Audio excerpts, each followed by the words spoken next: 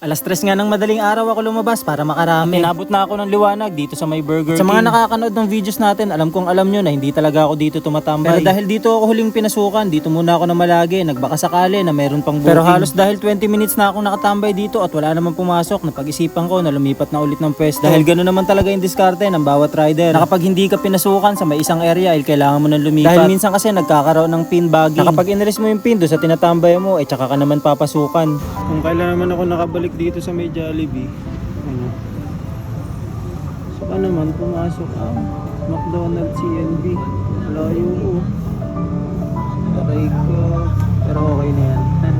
At siguro nga kaya pumasok sa akin to dahil wala pang rider na nakatambay dito. Talagang solong-solo ko lang yung spot. Kaya siguro naganap siya ng mas malapit na rider at ako yun. At dahil nga kakabukas pa lang nila, yung pagkain na inaasahan kong ready na ay hindi pa. Kaya napatambay muna ako saglit. Naisip ko kasi na wala pang dine-in customer kaya tingin ko mabilis lang magawa yung mga order ko. Pero meron namang boto na pinipindot yung bawat merchant para pag okay na yung pagkain mo tsaka mo lang pupuntahan to. Maganda naman yung ganun. Ang kaso nga lang hindi nila lagi napipindot or nakakaligtaan nila. Kaya ang pinakamainam may puntahan mo kaagad para kung okay na idadamputin mo na lang. Ganun nga yung ginagawa ko dahil mas mamaximize ko yung oras na kapag okay na yung pagkain maihahatid ko kaagad sa mga customers. Dahil nga sa binibilisan ko yung paghahatid minsan nakakaabot ako ng mga customer na tulog pa. Hindi nila expect na mabilis maihahatid yung mga pagkain sa kanila. Guys, nandito na tayo sa may customer. Kaso nga lang yung customer natin tulog sa loob. Ayoko naman sumigaw ng malakas baka makabulahaw sa iba. Kaya tinatawagan ko lang siya ng tinatawag. Kailangan lang natin gisingin talaga siya gamit yung call. Aray ko.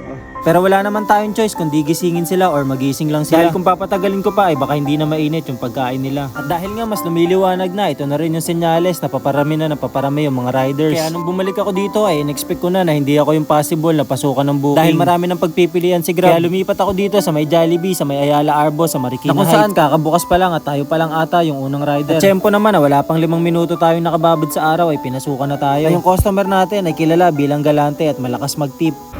Guys, swerte pa yung customer natin, hindi lang to basta customer. Suki na to, tapos pag pumasok sa ito, tapos nakita mo yung pangalan niya, talagang matutuwa ka dahil lagi itong nagtitip. Ano, speaking of, nagchat siya. 150 tip daw. 150 tip! Grab po! Ano yun?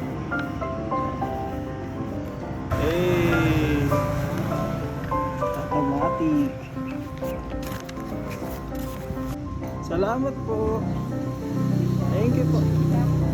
Swerte, sa atin yung tip 150. Tapos sabay naman ako pinasukan ng Grab pabili. Di hamak na mas malaki yung pamasahe nito kaysa sa Grab food. Ayun nga lang, kailangan mo lang mag-abono o maglabas ng pera para bilhin yung product na order ng customer. Pagtungtong ng alas 10, start na ng planner ay bigla rin namang umulan. Pero imbis na lumakas yung booking, mas tila humina pa. Kaya ang nangyari, tambay lang at kwentuhan lang sa Gedli kasama yung mga tropa.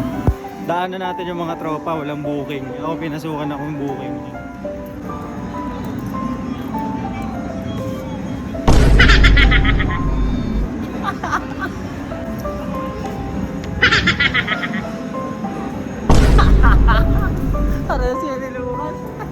At gantong weather nga, mas nahihirapan yung mga rider na kagaya ko. Hindi ko lang alam sa iba pero ako kasi nahihirapan ako mag-deliver. Dami mo kasing pwedeng i-consider, kagaya pa lang sa pag-pick up na hindi ka makakapasok sa store kapag basa ka. Hassle naman kung kabit-hubad ka ng kapote. Buti pinasilong tayo dito ni Chip sa warehouse niya kasi magdadrop tayo dito.